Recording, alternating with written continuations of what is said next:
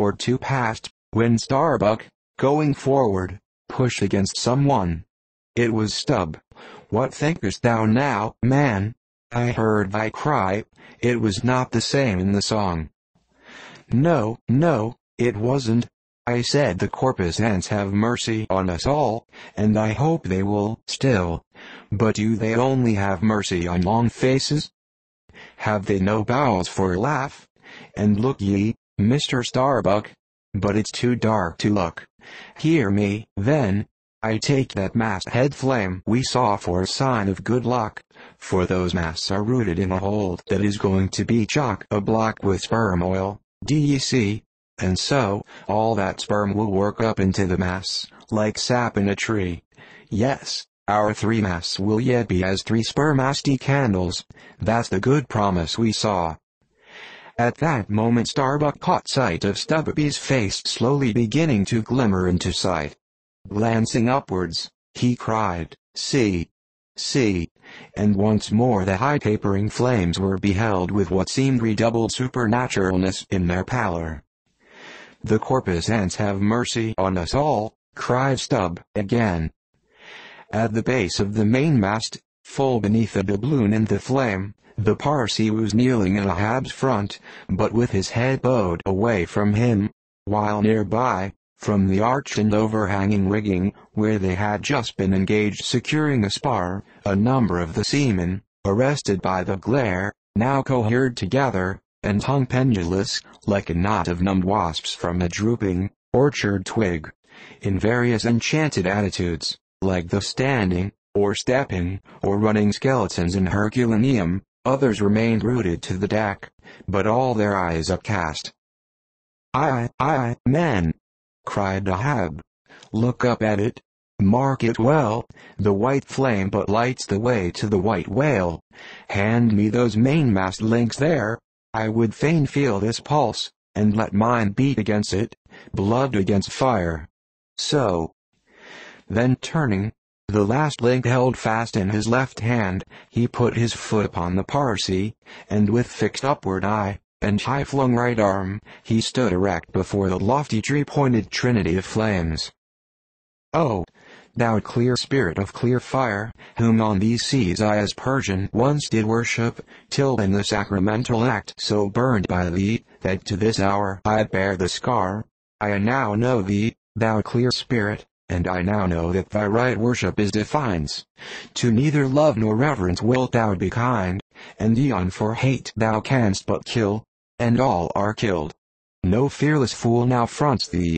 I own thy speechless, placeless power, but to the last gasp of my earthquake life will dispute its unconditional, unintegral mastery in me. In the midst of the personified impersonal, a personality stands here, though but a point at best. Whencesoe'er I came, wheresoe'er I go, yet while I earthly live, the queenly personality lives in me, and feels her royal rights. But war is pain, and hate is woe. Come in thy lowest form of love, and I will kneel and kiss thee, but at thy highest, come as mere supernal power, and though thou launchest navies of full-freighted worlds, there's that in here that still remains indifferent. Oh, thou clear spirit, of thy fire thou madest me, and like a true child of fire, I breathe it back to thee." Sudden, repeated flashes of lightning, the 9 flames leap lengthwise to thrice their previous height. Ahab, with the rest, closes his eyes, his right hand pressed hard upon them. "I own thy speechless, placeless power, said I not so? Nor was it wrung from me, nor do I now drop these links. Thou canst blind, but I can then grope.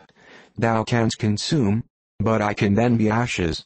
Take the homage of these poor eyes, and shudder hands. I would not take it. The lightning flashes through my skull, mine eyeballs ache and ache, my whole beaten brain seems as beheaded, and rolling on some stunning ground. Oh, yet blindfold, yet will I talk to thee. Light though thou be, thou leapest out of darkness, but I am darkness leaping out of light, leaping out of thee. The javelins cease. Open eyes, see, or not? There burn the flames. Oh, thou magnanimous. Now I do glory in my genealogy, but thou art but my fiery father, my sweet mother, I know not. Oh, cruel, what hast thou done with her? There lies my puzzle, but thine is greater. Thou knowest not how came ye, hence callest thyself unbegotten. Certainly knowest not thy beginning, hence callest thyself unbegotten. I know that of me, which thou knowest not of thyself. O, thou omnipotent! There is some unsuffusing thing beyond thee, thou clear spirit, to whom all thy eternity is but time, all thy creativeness mechanical. Through thee, thy flaming self, my scorched eyes too dimly see it. O, thou foundling fire, thou hermit immemorial, thou too hast thy incommunicable riddle, thy unparticipated grief. Here again with haughty agony, I read my sorrow. Leap, leap up, and lick the sky. I leap with thee, I burn with thee, would fain be welded with thee, defyingly I worship thee. The boat, cried Starbuck, look at thy boat, old man. Ahab's harpoon, the one forged at Perth's fire, remained firmly lashed in its conspicuous crotch, so that it projected beyond his whaleboat's bow, but the sea that had stove its bottom had caused the loose leather sheath to drop off, and from the keen steel barb there now came a leveled flame of pale, forked fire. As the silent harpoon burned there like a serpent's tongue, Starbuck grasped Ahab by the arm. God is against thee, old man, forbear. 'Tis an ill voyage, ill begun, ill continued. Let me square the yards, while we may, old man, and make a fair wind of it homewards, to go on a better voyage than this. Overhearing Starbuck, the panic-stricken crew instantly ran to the braces, though not a sail was left aloft. For the moment all the aghast mates' thoughts seemed theirs.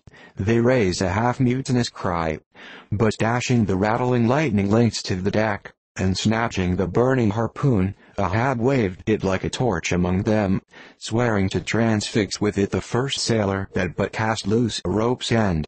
Petrified by his aspect, and still more shrinking from the fiery dart that he held, the men fell back in dismay, and Ahab again spoke: All your oaths to hunt the white whale are as binding as mine, and heart, soul, and body, lungs and life, old Ahab is bound, and that ye may know to what tune this heart beats. Look ye here, thus I blow out the last fear, and with one blast of his breath he extinguished the flame. As in the hurricane that sweeps the plain, men fly the neighborhood of some lone, gigantic elm, whose very height and strength but render it so much the more unsafe, because so much the more a mark for thunderbolts, so at those last words of Ahab's many of the mariners did run from him in a terror of dismay.